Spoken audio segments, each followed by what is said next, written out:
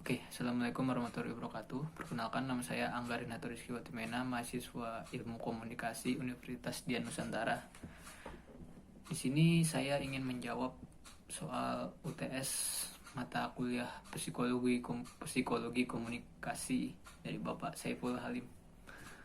Di sini nomor satunya adalah dalam modul telah diperkenalkan model proses komunikasi Joseph R. Dominic yang disertai proses perkuliahan dalam model ini. Paparan pertama, bagaimana implementasi dari model ini dengan contoh kasus dosen mata kuliah ini memberikan penjelasan konsep diri kepada mahasiswa Prodi Ilmu Komunikasi Undira melalui aplikasi Zoom.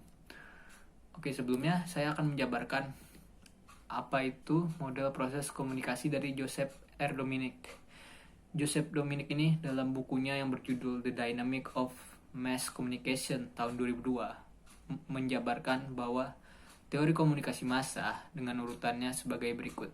Yang pertama, lingkungan. Lingkungan yang di sini bisa dari lingkungan dosen yang akan mengajar mata kuliah tersebut, lalu kemudian media massa, lalu kemudian saluran. Salurannya di sini adalah Zoom karena kita di sini masih via daring online, jadi Zoom ini sebagai media wadah bagaimana dosen menyampaikan mata kuliah, menyampaikan pikirannya kepada mahasiswa. Lalu kemudian khalayak di sini adalah mahasiswa yang mengikuti Zoom dosen ini. Lalu kemudian ada umpan balik di sini adalah feedback kepada feedback dari mahasiswa kepada dosen setelah dosen menjelaskan semuanya apa yang terkait dengan mata kuliah tersebut. Lalu kemudian teori ini merupakan proses komunikasi yang berasal dari lingkungan, bukan dari komunikator. Mengapa demikian? Karena lingkungan yang membawa informasi kemudian sampai dan media massa kemudian menerimanya. Contoh implementasinya adalah saat dosen melakukan pertemuan daring dengan mahasiswa, baik itu dari Google Meet atau Zoom atau media-media lain untuk melakukan daring ya. Dosen di sini pasti sudah melakukan decoding, interpretasi, lalu kemudian encoding. Apa sih decoding dan encoding itu? Encoding merupakan proses membuat pesan yang sesuai dengan kode tertentu. Sedangkan decoding merupakan proses menggunakan kode untuk memaknai pesan. Kemudian informasi yang didapat merupakan dari lingkungan, lalu kemudian dijabarkan kembali oleh dosen kepada mahasiswa.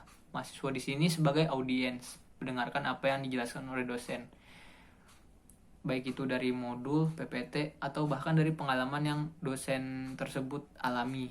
Lalu kemudian setelah semuanya selesai, mahasiswa harus juga melakukan decoding, interpretasi, serta encoding kepada dosen guna menghasilkan feedback atau umpan balik. Kira-kira seperti itu. Lalu saya akan menjabarkan soal nomor 2. Kita lanjut ke pertanyaan kedua. Pertanyaan kedua adalah, Anda adalah mahasiswa program studi Ilmu Komunikasi Undira dan calon praktisi kehumasan.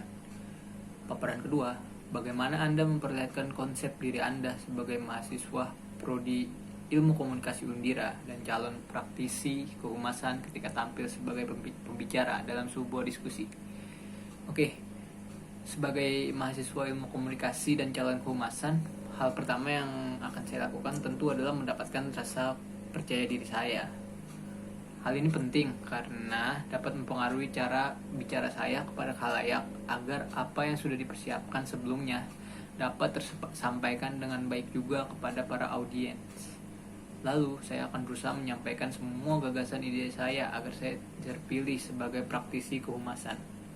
Bagaimana saya menciptakan sudut pandang yang positif dari audiens, itu perlu dilakukan.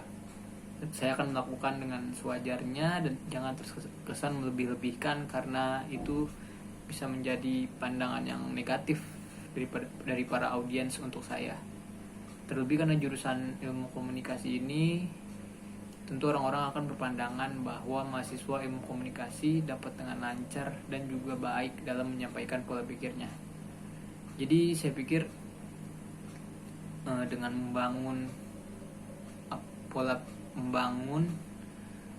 citra yang positif kepada para audiens dan saya menyampaikan apa adanya yang sudah saya pikirkan sebelumnya, itu bisa menjadi menarik perhatian para audiens.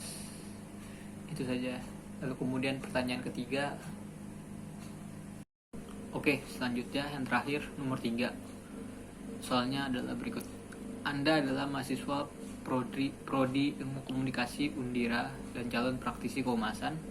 Operan ketiga, bagaimana Anda mencermati persoalan komunikasi intrapersonal receiver Anda ketika Anda tampil sebagai pembicara dalam diskusi tersebut.